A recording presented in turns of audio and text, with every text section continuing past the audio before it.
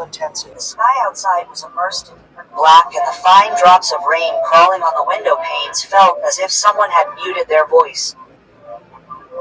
Anvita Desai wiped the sweat from Risha's forehead, straightened the blanket and dimmed the lamplight a little. There was only the soft sound of breathing in the room. The rustling sound had just stopped when there was a soft knock on the central door. Once again, 2, then 3. A knock that wanted to be hidden as well.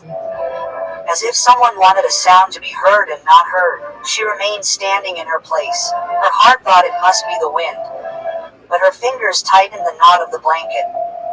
The knocking stopped for a moment. Then a folded slip slipped in from under the door with a creaking sound. This sound was not just of paper. It was a secret rustling sound that slipped silently. The chain remained as it was. Anvita bent down and picked up the slip. When she opened the paper, a sound flashed in the familiar handwriting. "Ma'am, you are mine. You cannot leave me." Coldness descended on her fingers. The air in the room became heavy and the heartbeat started ringing loudly in her ears. She quickly put the slip in the kitchen box. She peeped out of the window. The street was deserted. Fine streams of rain were spread far and wide on the road. The trees were getting wet for no reason. There was no shadow anywhere. It was not there. It was as if something had slipped in the corner of my eyes. A shadow loomed over my face, which was difficult to name. A small voice came from behind. "Who is it, ma'am?" She said softly, "No one, son. Go to sleep." But the rhythm of my heart was out of control, as if a small drum was playing continuously somewhere inside.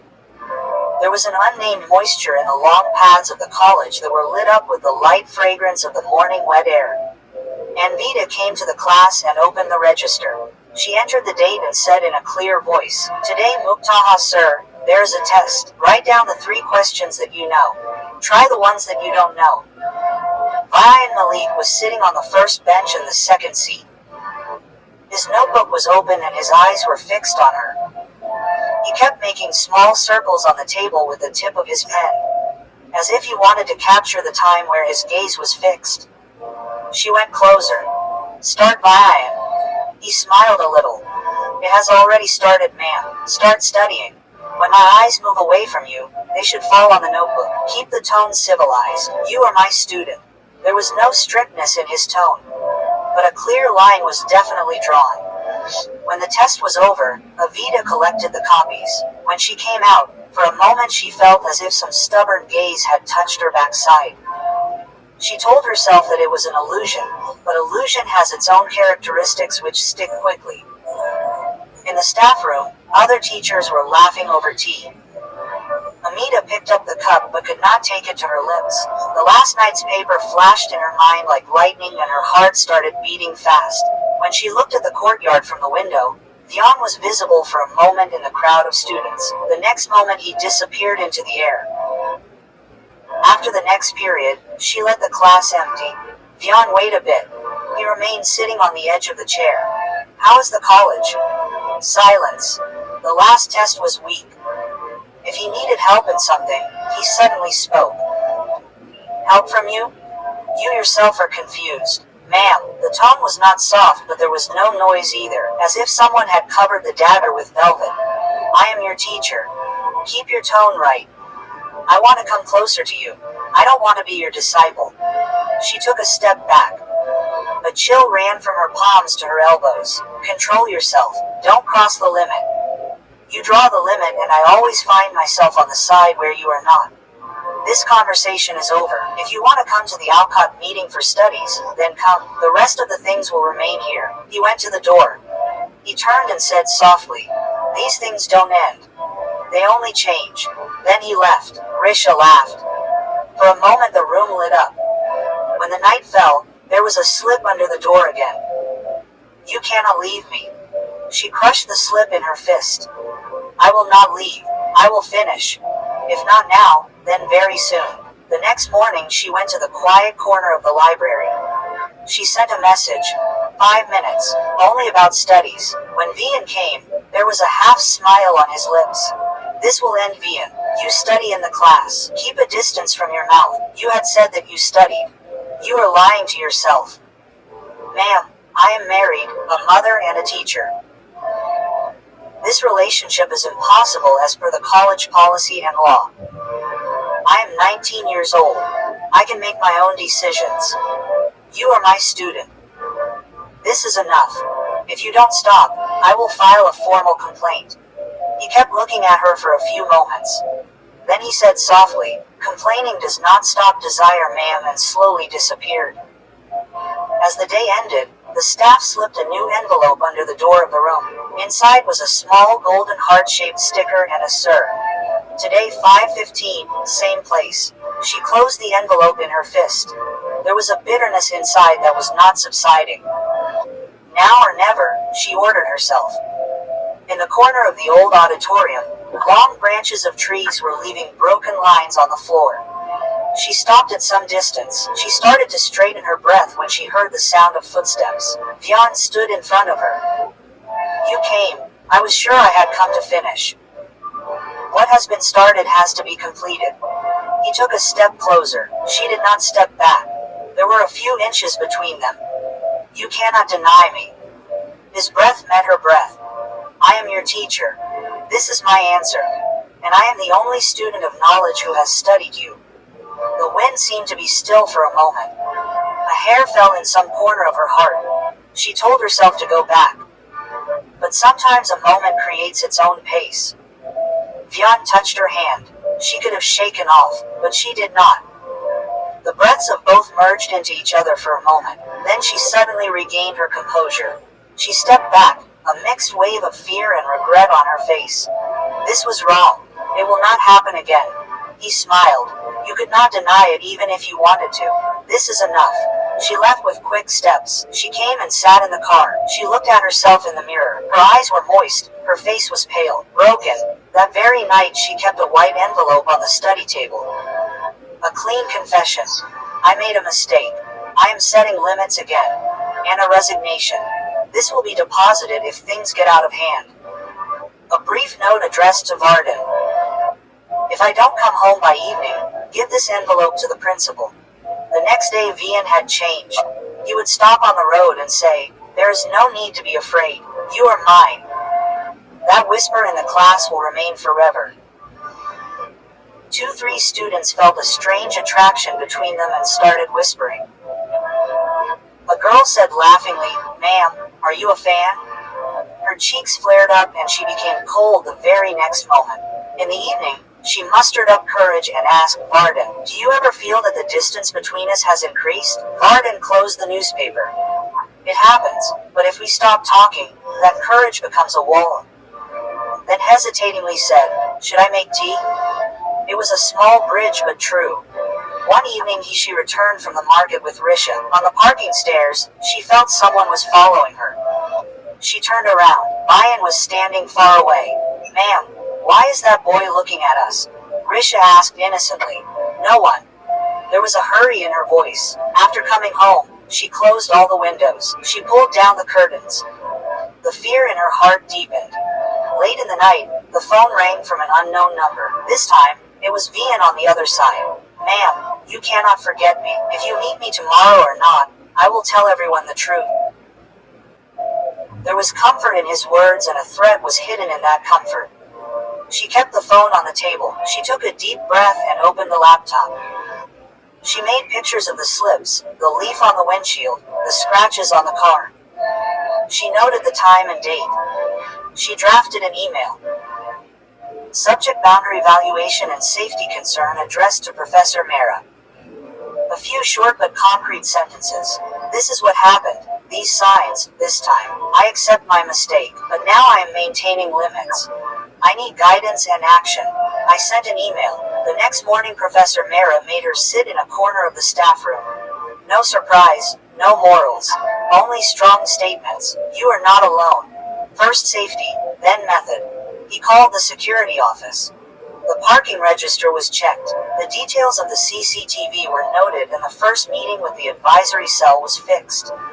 And Vita realized for the first time that papers and administration sometimes become walls of the body, whose shadows do not break easily. After the period, Vian was in front of her again. 5 minutes or else I will tell you everything. Tell me here, no more closed rooms. He came close to her hand. She immediately took a step back. The road was deserted, but the voices of children were coming from far away from the main gate. This is your last test. Now a formal complaint will be registered. This is the call for protection of morals. Caste relations between the student of knowledge and the teacher are prohibited. The responsibility is mine and you will have to accept the limits. He laughed, but for the first time there was a shiver in that laugh. If you disappear, then people give meaning to the void. I can give that meaning. Meaning is made of reality. I will not hide behind a lie, she said, looking straight into his eyes. At night the rear tire of the car was low on air.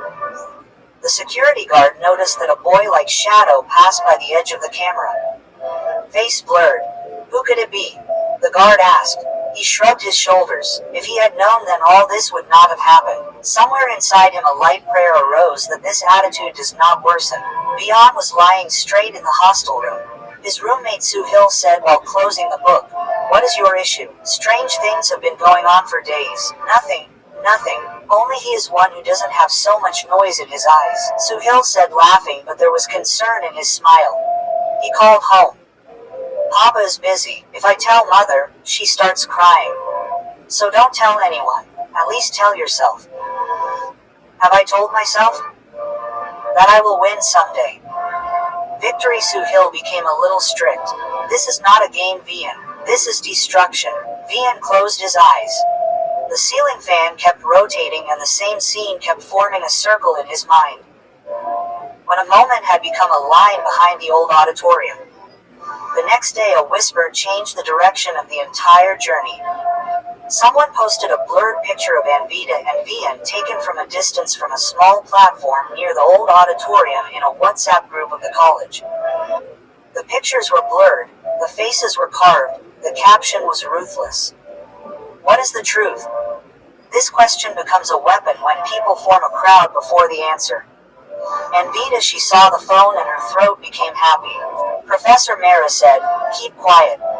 We will follow the protocol." Security secured the link. IT cell sent a notice to the group admin, and a dinner meeting was fixed. In this meeting, Principal Dr. Anjana Rao kept listening to everything quietly. Direct sentences were put in front of her. Slips, statements, pictures, call logs, first-time confession, restoration, threat from Philippe. Dr. Rao neither scolded nor defended. She only said that we are the administration, not characters. Our job is protection and reality. Do not take your classes alone. If possible, keep the door open. Report any unusual act in writing. And yes, give priority to the protection of your daughter. That night, while telling the story to Risha, Anvita said to herself, heroes win in stories because the story opens the sliding door in front of them. In life, there is also a thunderbolt along with the door. Risha fell asleep. She kept looking at the door for a long time. As if, do you want to name the reason? The next day Vian said while passing by, if you erase the messages, everything will become clear. Lies are clear. Truth is like air. It is present even if it is not visible. She said, then tell the truth in front of everyone that you just raised your hand. You saw me weak once and took it as permission. I made a mistake, but its value will not be fear. He remained silent for some time. I say this sentence to myself without you. Then listen what he replies. He left, but his steps were heavy. Before the end of the week, the first consultation took place. The room was small. A plant, a soft chair, and transparent water on the table. Molly's asked, which one feeling will you name? Embarrassment? What Shame says is that I should be punished, and what your daughter says is that she wants to play cards. So then between punishment and game you have to choose a place where life can live. She remained silent for a long time. Silence brought the thoughts in line. In the hostel, Suhail played a voice note of his father to Vian. Son, when is he coming home? Vian looked at the mobile screen. I don't know. He said softly, talk to me at least. Suhail said, he talks big. When I talk he is in a hurry. So write a letter, or at least write a letter to yourself. Vian avoided the topic. But at night, lying on the bed, he wrote a letter in his heart whose lines only he could read. Why did I come here? Maybe because someone saw me and I understood being seen by meeting him. There was another turn on the afternoon of Thursday. A USB was found lying under the wiper of Anmita's car. There was an audio inside, but the day behind the library recording. Her own hiccuping breaths, her sentences, and in between Vian's soft voice. The sound of the sound was accompanied by the rubbing of clothes and the whirring of the fan. It seemed that it was recorded by standing close to the mobile.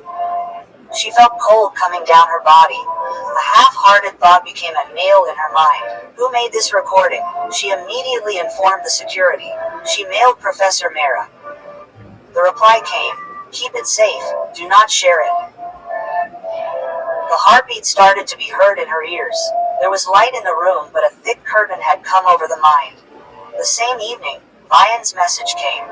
"If you don't come today at 5:15 p.m., I will share the audio." She switched off the phone. She kept the envelope on the table and went to Varden. "I want to talk to you." She did not tell the whole story. Only that there is a delay bail. He is threatening. She is admitting her mistake. She wants to fight, but not alone. Varden did not pick up the newspaper for the first time. He heard, and in the middle of it, he said, "Doko. We make mistakes. But if we talk about it, then perhaps the mistakes will go in a direction which is called learning." Her lips quivered, then she controlled herself. This time she was already standing behind the old library, a small file in her hand. When Vian came, there was a stubbornness as well as exhaustion in his eyes. "Audios, photographs, slips, all this is with you?" "Yes, I am handing it over to the institution myself. If you trouble me or my family even a step, then all this will go directly to the principal. I will accept my mistake myself. You can say whatever you want. You think you will win by complaining. I have not come to win but to get better. And that's the end of this. From today onwards, if I see you near my door, class, or car, then I will not say it in a loud voice and will report you with your name." He stood silently. A notification flashed on the phone. "Dad, where are you?" He turned the phone upside down. His voice choked. "I am without you. You are not with me. You have come against me." Threat, tone of love number. He took out a small chit from his pocket. "This is my medical card. Go and talk. Your life is bigger than a moment's intoxication." He took a few steps back, as if a knot inside opened. He said softly, "I will try." He turned away without trying. His steps became light. He disappeared from the scene beyond the shade of the trees. She stood there for some time. For the first time there was moisture in the air along with light sunlight. The next 2 days a notice was posted on the notice board of the college. Limits and Protection Special Meeting for Teachers and Students. The faces sitting in the hall were different. Some were concerned, some were disappointed, some were experienced. After the session a girl came and said, "Ma'am, sometimes people confuse being seen with being achieved, and sometimes the teacher considers himself a wall, although he is also a human being." And Vita said softly, "That is why one has to learn to say no and yes also," but she had come to the right place only during this time. Reported that the admin of the group in which the blurred picture was circulated has sent a message of apology. The faces in the mistaken picture were not recognizable. This apology was a thin paper which could not become a wall against the storm, but it changes the direction of the wind a little. At home, Varden smiled looking at Anvita while playing cards with Risha in the drawing room. There was less ginger in the tea. This was a small thing. But sometimes the house starts again from small things. At night, he broke his hesitation and said to himself, "I will accompany you for 2 sessions of therapy. Maybe we both will learn how to talk. When talking becomes difficult." She nodded in affirmative. Somewhere inside, a light stood on guard. In the hostel, Suhail came near Vian's bed and said, "Come with me tomorrow. There's a place where people listen. No one gives lectures. Therapy? Yes. People will say that I am mad. People are husbands, daughters, teachers, and we too. We are all people, and we all go astray sometimes." Vian closed his eyes and shook his head. "I had also gone astray. Maybe now I want to straighten up. 2 days later, a brief envelope came by post. There was no name of the sender nor any long text. Inside was a letter and a ticket receipt. I am going to therapy. I may or may not get admission again, but I want to go back to my life. I will remember that freedom is the first lesson of love. Vim and Vida read the verse again and again. There was the sound of someone stopping on the paper. She fixed the slip and kept it in the drawer. In the morning when she entered the class, the board was absolutely clean. No stickers with hearts, no sentences. She wrote the date, opened the register and said, "Today we will start with a new father, limits and responsibilities. The first question, when does the limit cross?" The young eyes sitting in front of her were looking at her. Some were surprised, some were slightly embarrassed, and some were hungry to learn. She felt that her words had now matched the speed of her breath. When the period ended, she came to the door, collecting the register. The sunshine was dim outside. The wind was light. Somewhere inside, a soft strength had settled. As if a pillar had stood in the middle of the waste, whose name was not fear but farm. Days passed slowly. As if someone had slowed down the speed of a fast-paced film. Risha's drawings became colorful. Varden would also keep a cup of extra tea along with the newspaper, on which her name was never written. But she knew that it was for her. After the college break, a boy came. "Ma'am, what to do if someone does not want to listen?" "Don't say it in a loud voice," he said, "and don't go near such people alone. The rest of the work is done by the institution, provided you open the door. If you are afraid to open the door, then take someone along." 2 people reduced the fear by half. Sometimes, in the last hours of the night, she would look under the door. There was no slip there. The smell of rain in the air had reduced. Sometimes she would ask herself whether everything was over. Then she would remind herself that ending is also a habit that has to be learned. Some things don't end. They just sit back somewhere and start breathing. And when you give them a name, they become weak. One day Risha made a new drawing. Her mother and father are standing in front of a blue house. The yellow sun smiles above. Risha said, "Ma'am, this is us." "Yes." And Vida stroked her daughter's hair, "And we are fine. We have been fine for a long time. Ever since we started talking." In the evening, she passed behind the old library. The branches of the trees still made lines on the floor.